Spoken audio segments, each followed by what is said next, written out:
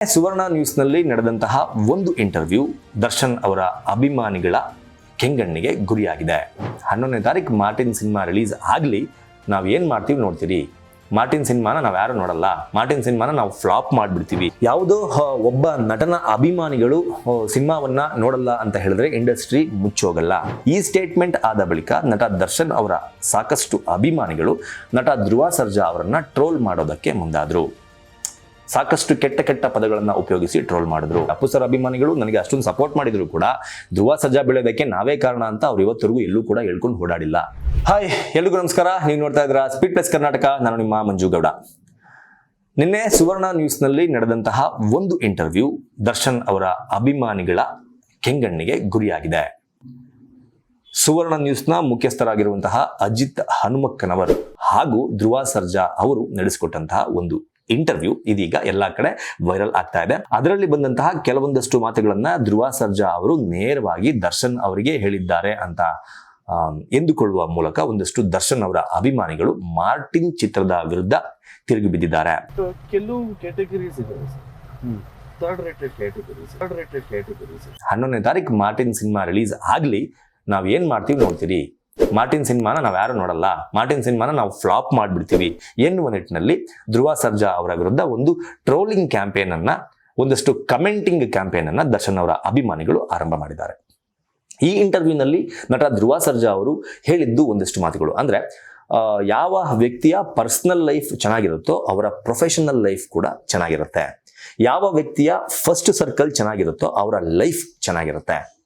ಅದರ ಜೊತೆಗೆ ಯಾವುದೋ ಒಬ್ಬ ನಟನ ಅಭಿಮಾನಿಗಳು ಸಿನಿಮಾವನ್ನ ನೋಡಲ್ಲ ಅಂತ ಹೇಳಿದ್ರೆ ಇಂಡಸ್ಟ್ರಿ ಮುಚ್ಚೋಗಲ್ಲ.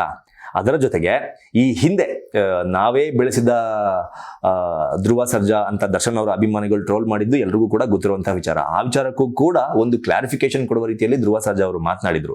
ಏನ್ ಹೇಳಿದ್ರು ಅಂದ್ರೆ, ಅವರು ಪುನೀತ್ ರಾಜ್ಕುಮಾರ್ ಅವರನ್ನ ನೆನೆಸ್ಕೊಳ್ಳೋ ಮೂಲಕ ನನ್ನ ಎರಡನೇ ಚಿತ್ರ ಬಹದ್ದೂರ್ಗೆ ವಾಯ್ಸ್ ಓವರ್ ಕೊಡಬೇಕು ಅಂತ ಅಪ್ಪು ಸರ್ ಹತ್ರ ಹೋದಾಗ ಅವರು ತುಂಬು ಹೃದಯದಿಂದ ಒಪ್ಕೊಂಡು ನಾನು ನಿನ್ ಜೊತೆಗೆ ಇರ್ತೀನಿ ಅಂತ ಹೇಳಿ ನನಗೆ ಆಶೀರ್ವಾದ ಮಾಡಿ ನನಗೆ ಸಪೋರ್ಟ್ ಮಾಡಿದ್ರು.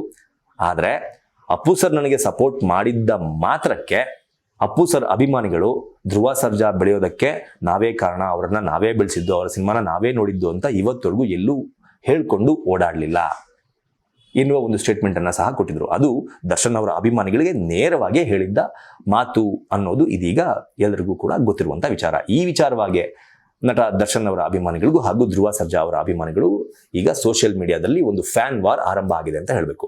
ನಟ ದರ್ಶನ್ ಹಾಗೂ ನಟ ಧ್ರುವ ಸರ್ಜಾ ಅವರು ಆರಂಭದಿಂದ ಕೂಡ ಒಂದು ಉತ್ತಮ ಬಾಂಧವ್ಯವನ್ನ ಇಟ್ಕೊಂಡು ಬಂದಂತಹ ನಟರು. ಆರಂಭದಲ್ಲಿ ನಟ ದರ್ಶನ್ ಅವರು ಧ್ರುವ ಸರ್ಜಾ ಅವರ ಸಾಕಷ್ಟು ಸಿನಿಮಾಗಳಿಗೆ ಸಪೋರ್ಟ್ ಮಾಡ್ಕೊಂಡೇ ಬಂದ್ರು.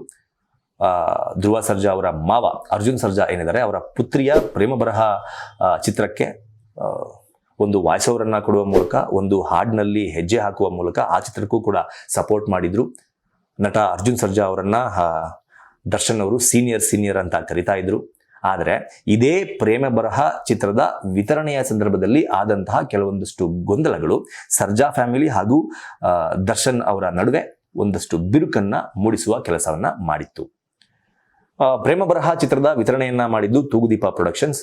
ಆ ನಿಟ್ಟಿನಲ್ಲಿ ತೂಗುದೀಪ ಪ್ರೊಡಕ್ಷನ್ಸ್ ಪ್ರೇಮ ಬರಹ ಚಿತ್ರವನ್ನ ಏನು ವಿತರಣೆ ಮಾಡ್ತು, ಆ ಸಂದರ್ಭದಲ್ಲಿ ಅವರ ಮ್ಯಾನೇಜರ್ ಆಗಿದ್ದಂತಹ, ಅಂದ್ರೆ ದರ್ಶನ್ ಅವರ ಮ್ಯಾನೇಜರ್ ಆಗಿದ್ದಂತಹ ಮಲ್ಲಿ ಅವರ ವಿರುದ್ಧ ಸಾಕಷ್ಟು ಆರೋಪಗಳು ಕೇಳಿಬಂತು.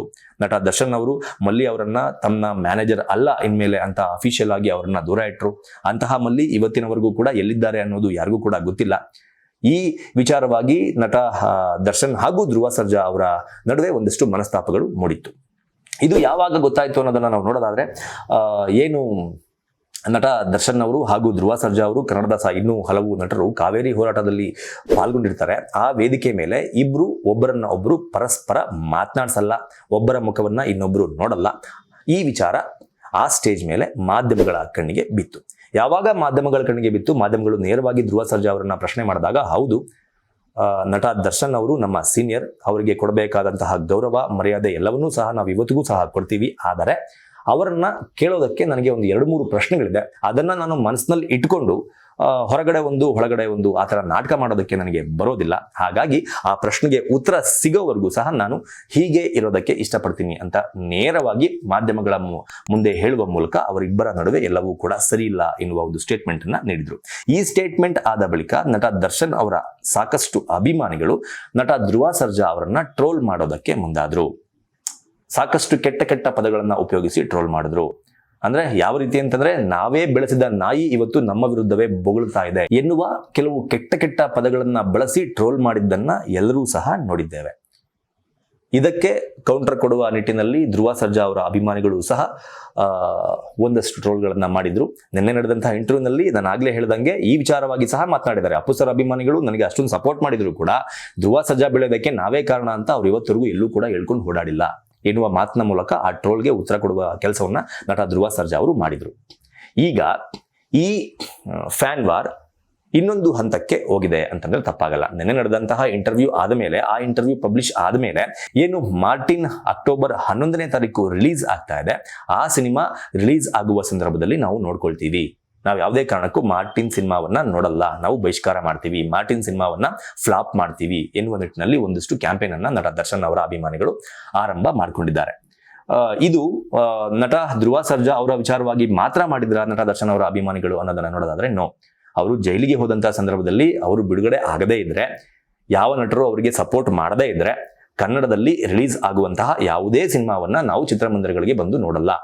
ನಾವು ದರ್ಶನ್ ಅವರ ಅಭಿಮಾನಿಗಳು ಕನ್ನಡದ ಎಲ್ಲಾ ಚಿತ್ರವನ್ನ ಬಹಿಷ್ಕರಿಸ್ತೀವಿ ಅಂತ ಹೇಳಿದ ಹೇಳಿಕೆಗಳನ್ನು ಸಹ ನೀವು ನೋಡಿದ್ದೇವೆ. ಅದಾದ ನಂತರ ರಿಲೀಸ್ ಆದಂತಹ ಭೀಮಾ ಹಾಗೂ ಕೃಷ್ಣಂ ಪ್ರಣಯ ಸಖಿ ಈ ಎರಡೂ ಸಿನಿಮಾಗಳು ಈ ರೀತಿಯ ಭ್ರಮೆಯಲ್ಲಿ ಇದ್ರಲ್ಲ ಕೆಲವು ಅಭಿಮಾನಿಗಳು. ಅಂದ್ರೆ ಕೋಳಿ ಕೂಗಿದ್ರೇನೆ ಬೆಳಕಾಗೋದು, ಕೋಳಿ ಕೂಗಿಲ್ಲ ಅಂದ್ರೆ ಯಾವುದೇ ಕಾರಣಕ್ಕೂ ಬೆಳಕಾಗಲ್ಲ ಎನ್ನುವ ಭ್ರಮೆಯಲ್ಲಿ ಇದ್ದಂತಹ ಅಭಿಮಾನಿಗಳಿಗೆ, ಕೆಲವು ಅಭಿಮಾನಿಗಳಿಗೆ ಭೀಮಾ ಹಾಗೂ ಕೃಷ್ಣಂ ಪ್ರಣಯ ಸಖಿ 25 ಕೋಟಿ ಹಾಗೂ 20 ಕೋಟಿ ಕಲೆಕ್ಷನ್ ಅನ್ನ ಮಾಡಿಕೊಳ್ಳುವ ಮೂಲಕ ಉತ್ತರವನ್ನ ಕೊಟ್ಟಿತ್ತು.